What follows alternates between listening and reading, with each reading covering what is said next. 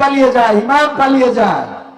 তার মানে তারা স্বৈরাচারীদের দোসরের কাছে বা স্বৈরাচারদের কাছে, ফাঁসিবাদের কাছে তারা তাদের ইমানকে বিক্রি করেছিলেন। এই জন্য তারা এই বাংলাদেশের তাওহীদি জনতার উপরে নির্ভর করতে পারেন নাই। যখন ফাঁসিবাদ পালিয়েছে তখন তাদের সাথে অনেক ইমাম, খতিব, মুয়াজ্জিনও পালিয়ে গিয়েছে, বলেন ঠিক কিনা? কারণ তারা আল্লাহর উপরে নির্ভর করতে পারেন নাই। তারা কুল ইন্না সালাতি ওয়া নুসুকি ওয়া মাহইয়ায়া ওয়া মামাতি লিল্লাহি রাব্বিল হাসিনা। হ্যাঁ, ওরা আলামিনের জায়গায় হাসিনারে মেরে দিয়েছে, যে আমাদের প্রতিপালক হাসিনা, তার কাছে মাথা নত করেছি। আমাদের জীবন, আমাদের মরণ, আমাদের কুরবানি সব হাসিনার নাম।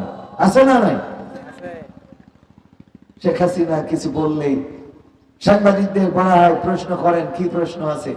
কয় আপনি যে উন্নয়ন করেছেন বাংলাদেশে, পদ্মা সেতু, মেট্রো রেল, যমুনা সেতু, রূপসা সেতু, চারিদিকে উন্নয়ন আর উন্নয়ন, আমরা বেরোইলেই বাংলাদেশ মনে হয় না মনে হয় আমেরিকা লন্ডনে আছি। এই বলে আমার কথা শেষ করছি। কয় আপনার প্রশ্নটা কি? এই হলো প্রশ্ন, বুঝলেন? মানে তেলবাজি এত, কয় প্রশ্ন কি করব? আপনি যা করে দিয়েছেন এনে প্রশ্নই নাই। এই তেলবাজি করা সাংবাদিকেরা এখনো আছে না নাই?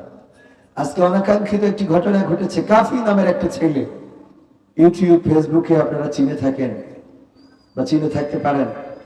কারো পাঁচটার জন্য এখানে বসি নাই, পয়েন্টে কথা বলবো, পয়েন্টে আসবো। হ্যাঁ, মনে আছে আপনাদের? অনেক প্রতিবাদ, ফ্যাসিবাদের বিরুদ্ধে অনেক প্রতিবাদ করেছেন, এমনকি ছাত্র আন্দোলনে রাজপথে থেকেছেন, সরাসরি নেতৃত্ব দিয়েছেন। রাজপথে গণজোয়ার সৃষ্টিতে তারও ভূমিকা ছিল, অনলাইন অফলাইন। তার কিছু কর্মকাণ্ড যেগুলো নিঃসন্দেহে প্রশ্নবিদ্ধ এবং আনইসলামিক, এটাকে আমরা সমালোচনা করতে ন্যূনতম কার্পণ্য বোধ করব না। বই লিখেছে, বই নিয়ে ট্রল হয়েছে, হয়তো লেখার মান ভালো বা মন্দ সেটাও আমি পড়ি নাই। আন্দাজে মন্তব্য করাটাও ঠিক হবে না। অধিক ধারণা থেকে বিরত থাকতে বলেছেন বিশ্বনবী, আল্লাহ রাব্বুল আলামিন বলেছেন। এটা নবীর কথা না, কোরআনে বলেছেন তোমরা অধিক ধারণা থেকে বিরত রাখো, নিজেদেরকে বিরত থাকো। তো এই জন্য আমরা অধিক ধারণা করব না। এই মানুষটার বাড়িতে আগুন লাগানো হয়েছে, তার কিছু স্বভাব, সিনিয়র জুনিয়র মেয়েদের সে হাত স্পর্শ করা বা বিভিন্ন রকম এই জাতীয় কর্মকাণ্ড, এগুলো নিঃসন্দেহে অনইসলামিক এবং অসামাজিক। এর জন্য তার শাস্তি পাওয়া উচিত, কিন্তু তার বাড়িতে আগুন লাগানোর মতো শাস্তি দেওয়া মোটেও এটাও ইসলামিক নয়, এটাও ইসলামিক নয়। এই কাজ যারা করেছেন তারা আসলে কারা, এটা খুঁজে দেখা দরকার। অনেক সময় মাথায় রাখবেন যে ফ্যাসিবাদের দোসররা এই দেশে কিন্তু অশান্তি এবং বিশৃঙ্খলা সৃষ্টি করার জন্য তারা ওট পেতে বসে আছে, এবং তারা চায় যে যে কোনো মূল্যে এই দেশে এমন কিছু করা যাতে করে দেশের মানুষ বলে যে এর থেকে অতীতে তো ভালো ছিলাম। এবং কাফি এরকম একটা স্ট্যাটাসও দিয়েছে যে কাদের জন্য কথা বললাম, প্রতিবাদ করলাম, রাজপথে দাঁড়াইলাম, কোন স্বাধীনতার জন্য, অথচ আজকে আমার বাড়ি পোড়ানো হলো। এখন কথা হলো, এই বাড়ি কি আসলে যারা তার বিরুদ্ধে দাঁড়িয়েছে তারা পোড়ালো, নাকি এই বিরুদ্ধে যাওয়ার সুযোগ নিয়ে ওর বিরুদ্ধে যারা অতীতে ছিল তারা পোড়ালো? এগুলো তদন্তের দরকার আছে না নাই? এবং এখানেই শেষ নয়, যদি পুড়িয়েও থাকে ফ্যাসিবাদের দোসরেরা, অনেকেই বলছেন যে এই সুযোগে আগুন লাগিয়ে দিয়েছে যারা স্বৈরাচারের বিরুদ্ধে কথা বলে সোচ্চার ছিল, তাদের বিপক্ষে যারা ছিল ওই ফ্যাসিবাদের প্রেতাত্মা, তাদের দোসরেরা, তারা হয়তো আগুন লাগিয়ে দিয়েছে। হলেও হতে পারে, কিন্তু সরকারের দায়িত্ব হলো সেটা খুঁজে বের করা। শুধু তাই নয়, একজনের বাড়ির নিরাপত্তা, তার বাড়িতে আগুন ধরানো হবে, জ্বালিয়ে পুড়িয়ে ছারখার করে দেওয়া হবে, এর নিরাপত্তা যদি সরকার দিতে ব্যর্থ হয় তাহলে বুঝে নিতে হবে ডাল মে কুছ কালা হয় না, এরকম কি একটা প্রবাদ আছে মনে হয়। হ্যাঁ, বুঝে নিতে হবে যে সরকারের উপদেষ্টা পরিষদেও যারা আছে তারাও চায় এই দেশে একটা বিশৃঙ্খল পরিবেশ তৈরি হোক। ঠিক না ঠিক? প্রশাসন গতকালকে যখন আসছি রাত্রে 0 পয়েন্টের আগে পুলিশে দাঁড় করালো, চেনার পরে বললো ভাই আপনাকে তো চিনি, ভিডিও দেখি, আপনার কাছে অনুরোধ যে পুলিশের ব্যাপারে মানুষের যে নেগেটিভ ধারণা তৈরি হয়েছে এটার ব্যাপারে একটু পজিটিভলি বলার চেষ্টা করবেন। আমি বললাম আপনারাও একটু পজিটিভ কাজ করার চেষ্টা করবেন। আপনারা আপনাদের কর্মকাণ্ড 5 তারিখের পরে প্রশ্নবিদ্ধ। শুধু তাই নয়, আপনাদের বেনজির সাহেব বলেছেন যে 90% পুলিশ এখনো ফ্যাসিবাদের পক্ষে আছে। এই জন্য চোখের সামনে অন্যায় হইলেও প্রতিবাদ করতে চায় না। 99-এ ফোন করে 999-999-এ কল করে পুলিশকে পাশে পাওয়া যায় না। প্রমাণ আছে না নাই? প্রমাণ আছে। তার মানে ফ্যাসিবাদের দোষর এখনো যারা আছে তারাও চায় যে এই দেশে কিছু একটা হোক, যেন মানুষেরা বলতে। কারণ ইতিপূর্বে পুলিশের রাজত্ব কায়েম হয়েছিল। একজন এমপি, একজন মন্ত্রী, একজন আওয়ামী লীগার, একজন ছাত্রলীগ, তাদের যে দাম না ছিল তার থেকে থানার ওসির দাম ছিল বেশি। ঠিক না ভাই? ঠিক।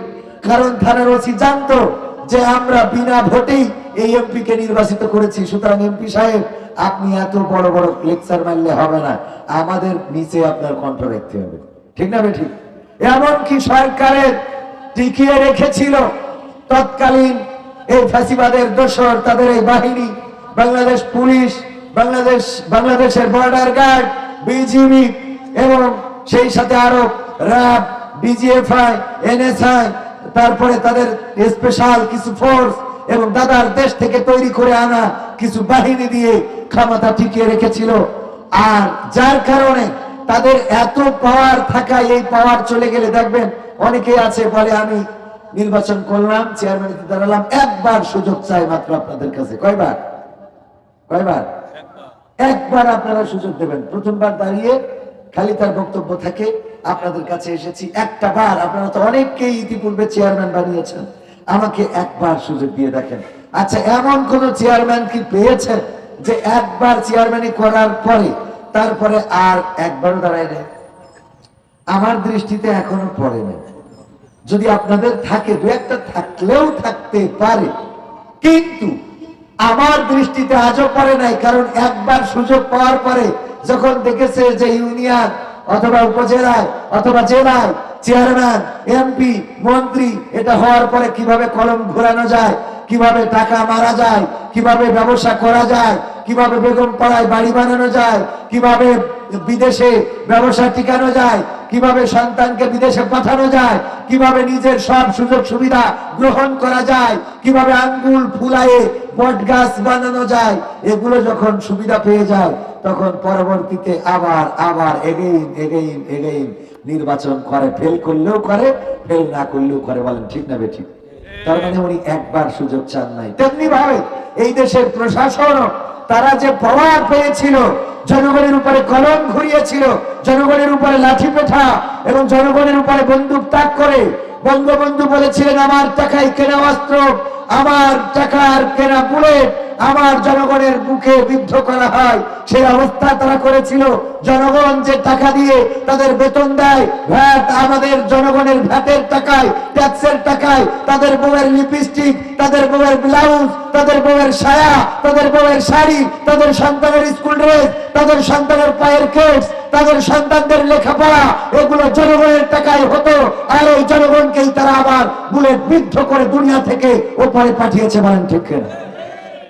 এই দিন আর আসতে দেয়া হবে? এই দিন আমরা আর এই বাংলাদেশে আসতে দিতে চাই না। পুলিশ হবে জনগণের সেবক, পুলিশ হবে জনগণের খাদেম, পুলিশ হবে জনগণের কর্মচারী, প্রজাতন্ত্রের গোলাম তারা। চাকরি মানে আমরা অনেকেই বুঝি